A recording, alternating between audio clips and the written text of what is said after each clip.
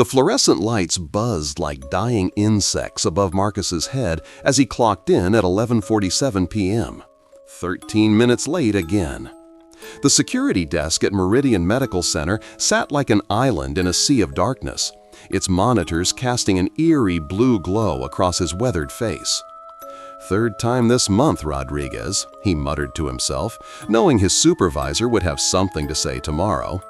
But tomorrow felt like a lifetime away when you worked the graveyard shift in a place where people came to die. The hospital corridors stretched endlessly in both directions, punctuated only by the occasional red exit sign that seemed to glow like warning beacons. Marcus had been pulling nights here for 6 months, ever since the divorce left him scrambling for extra income. The job was simple: walk the halls, check the doors, make sure nothing went bump in the night. But lately, things had been going bump. It started 3 weeks ago with the elevators. They'd been stopping on the abandoned 7th floor, the psychiatric wing that had been closed since the budget cuts in '09. Maintenance checked them twice, found nothing wrong. Yet every night, around 3 a.m., the elevator would ding softly and open to reveal the pitch-black corridor of floor 7. Marcus pulled up the security feeds on his monitor. 12 screens showed empty hallways, vacant waiting rooms, and the occasional night shift nurse making her rounds. Everything looked normal, but normal was a relative term in a place where people's last breaths echoed through the walls. The radio crackled to life, making him jump. "Security to room 412. We need a wellness check." Room 412. Marcus knew it well. That's where Mrs. Chen had passed away yesterday morning. The room should be empty, waiting for the cleaning crew in the morning. "Copy that," Marcus replied, grabbing his flashlight and keys. En route. The walk to the 4th floor felt longer than usual. His footsteps echoed hollow in the stairwell, each step seeming to multiply until it sounded like an army marching behind him. When he reached the 4th floor, the temperature dropped noticeably. His breath began to mist in the suddenly frigid air. The hallway stretched before him, dimly lit by emergency lighting. Room 412 sat at the far end, its door slightly ajar. That was wrong. The doors were always kept closed after a departure. As Marcus approached, he could hear it, a soft whimpering like someone crying. His hand trembled as he pushed the door open wider. The room was empty. The bed was stripped bare, the medical equipment removed. But the crying continued, seeming to come from the walls themselves. Then he saw them. Wet footprints on the linoleum floor, leading from the bed to the window.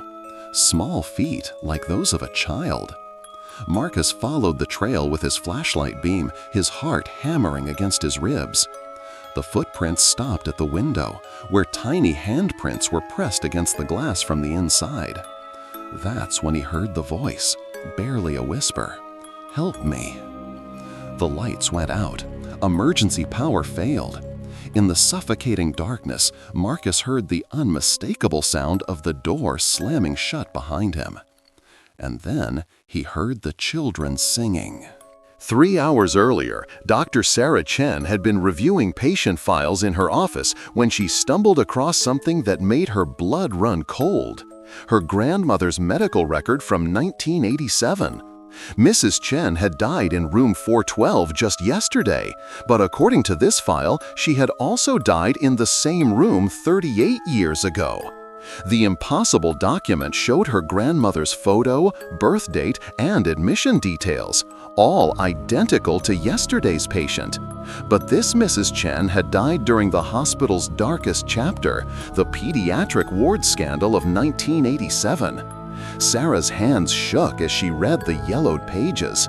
17 children had died under mysterious circumstances over a 6-month period. The official cause was listed as complications from experimental treatments, but the investigation notes painted a different picture. Whispered accounts of unauthorized procedures, missing records, and Dr. Edmund Cray, the psychiatrist who had vanished the night before the investigation began. The children's wing had been shut down immediately after the scandal broke. It became Floor 7, sealed, forgotten, haunted. Sarah picked up her phone to call security when she noticed something else in the file. A handwritten note in the margin. "They're still here. They're waiting. Room 412 is the door." The handwriting was her own. She didn't remember writing it. The fluorescent light above her desk began to flicker, casting dancing shadows across the walls. In the strobing light, Sarah saw them, children's faces pressed against her office window. Their eyes were hollow, their mouths moving in silent screams. When the light steadied, they were gone, but their handprints remained on the glass. Sarah ran. Meanwhile, 4 floors below, Marcus was trapped in the darkness of room 412. The children's singing grew louder, a haunting lullaby that seemed to seep through the walls. He fumbled for his phone, the screen's glow revealing that the wet footprints had multiplied. They covered the floor now, overlapping and crisscrossing like a mad dance. "Security, this is Rodriguez. I need backup on 4, he whispered into his radio. Only static replied. The temperature continued to drop. His breath came in sharp puffs as he tried the door handle. Locked from the outside. Impossible, since these doors didn't have exterior locks. That's when he heard the elevator ding down the hallway. The sound echoed like a death knell in the silence. Someone, or something, had called the elevator to the 4th floor. Marcus pressed his ear to the door. Footsteps in the hallway, slow, deliberate, but too light to be adult steps. The children had left the room. Through the door's small window, Marcus caught glimpses of movement in the hallway, small shadows dancing in the emergency lighting. They moved with purpose, as if following a familiar path. They were heading for the elevator, going up, going to floor 7. As the elevator doors closed with a soft chime, Marcus heard something that made his soul freeze. Adult footsteps approaching room 412. Heavy boots on linoleum. Dr. Edmund Cray had returned, and he was coming for Marcus. The door handle began to turn. Dr. Sarah Chen burst into the security office just as the monitors went dead. Every screen showed nothing but static snow, and Marcus's radio lay silent on the desk.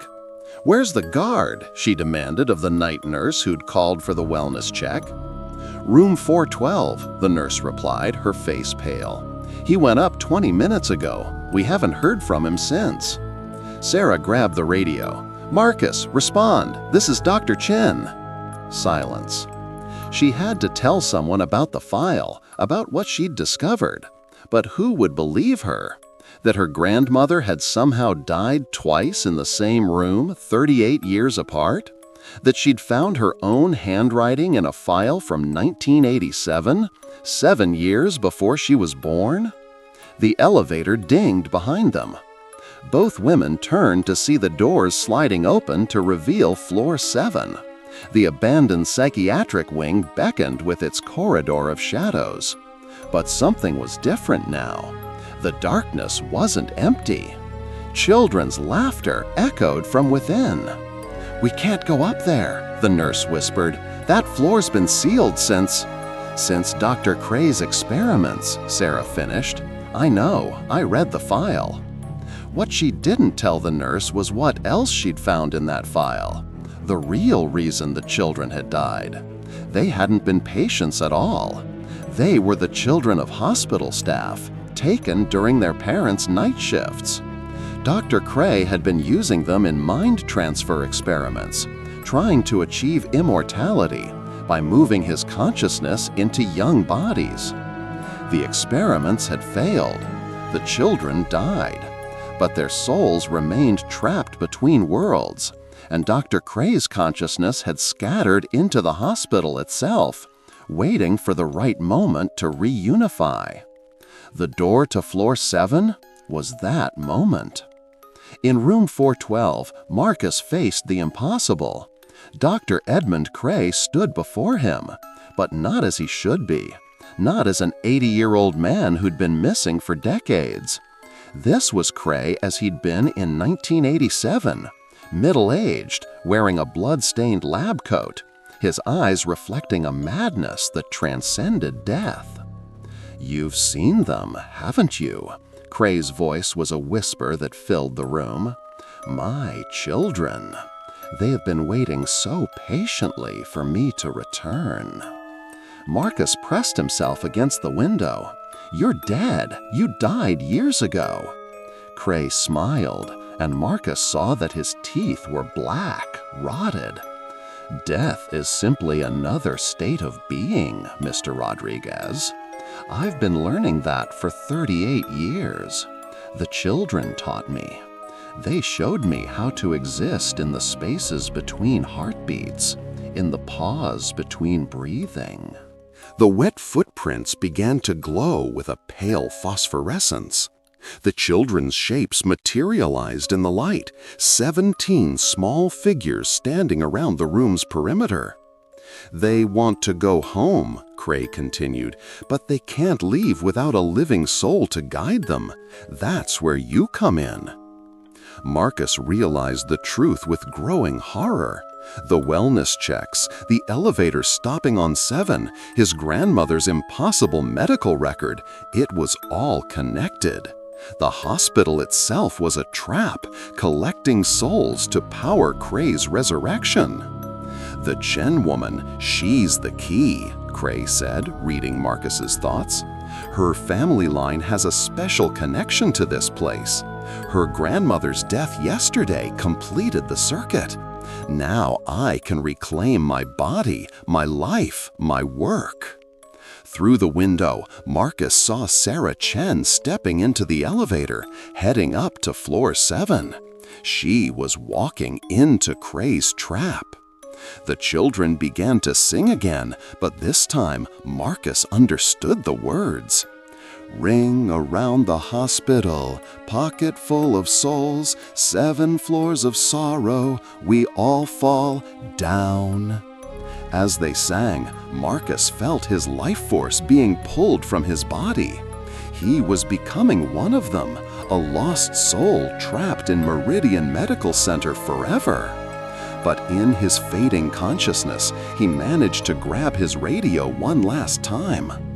"Dr. Chen, don't go to 7. It's a trap. Cray is alive." The message transmitted just as the elevator doors closed on the 7th floor. The elevator doors opened to reveal a nightmare. Floor 7 looked exactly as it had in 1987, not abandoned and dust-covered, but pristine and operational. Medical equipment hummed with electricity that shouldn't exist. Examination tables gleamed under harsh fluorescent lights. And in the center of it all stood 17 hospital beds arranged in a perfect circle. Each bed held the body of a child. Their eyes snapped open as Sarah stepped into the corridor. "Welcome home, Dr. Chen." She spun to find Dr. Edmund Cray emerging from the shadows. But this wasn't the ghostly figure Marcus had encountered. This was Cray restored, young, vital, fed by decades of stolen life force. "You've been very helpful," he continued, gesturing to the children. "Your family's genetic connection to this place has been nourishing.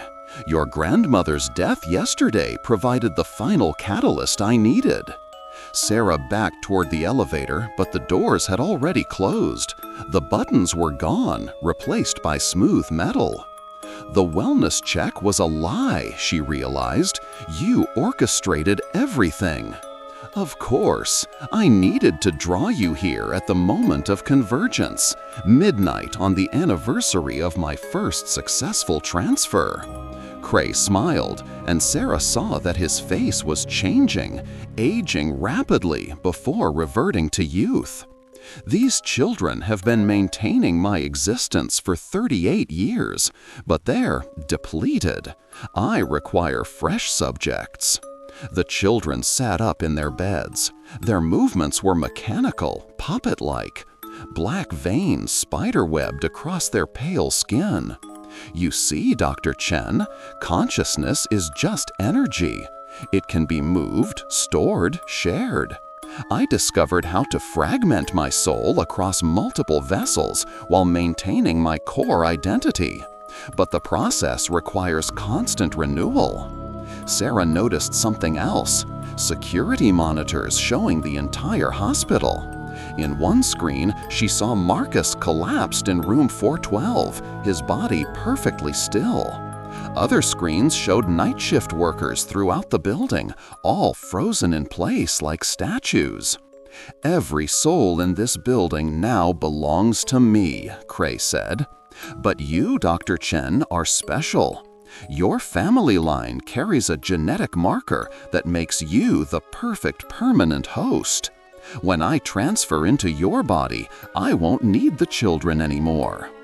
The children turned their hollow eyes towards Sarah.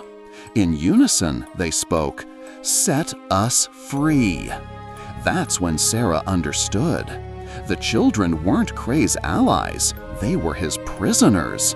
For 38 years, they'd been trapped in a loop of death and resurrection, forced to sustain the monster who had killed them. "You want to be free," she whispered to them. 17 heads nodded. Sarah pulled out her phone and did the one thing Cray hadn't expected. She called the fire department, the police, and the media. As the phone rang, she spoke loudly. "My name is Dr. Sarah Chen. I'm on the 7th floor of Meridian Medical Center with the bodies of 17 children who were murdered in 1987 by Dr. Edmund Cray. He's here now, alive, and he's been killing hospital staff for decades." Cray lunged toward her, but the children moved faster. 48 years of rage and suffering gave them strength beyond death. They rose from their beds and surrounded Cray, their small hands grasping at the man who had stolen their lives. "What are you doing?" Cray screamed. "I am your master. I control you." "No," said the smallest child, a girl no more than 6. "You made us prisoners, but she gave us hope." As sirens wailed in the distance, the children began to glow with the same phosphorescent light Marcus had seen. But now it was warm, peaceful. They were finally moving toward whatever came after. As each child faded into light, Cray aged rapidly. Without their life force to sustain him, the years he'd cheated began to catch up. "This isn't possible," he gasped, his hair turning white, his skin wrinkling. "I had forever." "You had stolen time," the last child said before disappearing. "Now give it back." Cray crumbled to dust just as the fire department broke through the elevator doors. They found Sarah standing in an empty corridor, surrounded by 17 hospital beds that held nothing but old sheets and the lingering scent of flowers. Later, when the investigators arrived, they found Marcus alive but unconscious in room 412. The other night shift workers woke up with no memory of the evening. The security footage showed only static for the hours between midnight and dawn. But in the basement, they discovered Dr. Cray's original laboratory, hidden behind a false wall. Inside were the medical records of hundreds of missing persons dating back decades. Night shift workers, patients, visitors who had simply vanished. Sarah kept one secret to herself: the final message she'd found in her grandmother's file, written in her own handwriting. "Some prisons can only be opened from the outside. Thank you for setting us free. The children of floor 7. Below it, in different handwriting, was a single line: "The night shift ends, but some souls work forever." Meridian Medical Center closed permanently the following month. But sometimes, late at night, people passing the empty building report seeing lights in the 7th floor windows and hearing the sound of children singing lullabies. Not trapped anymore, just saying goodbye.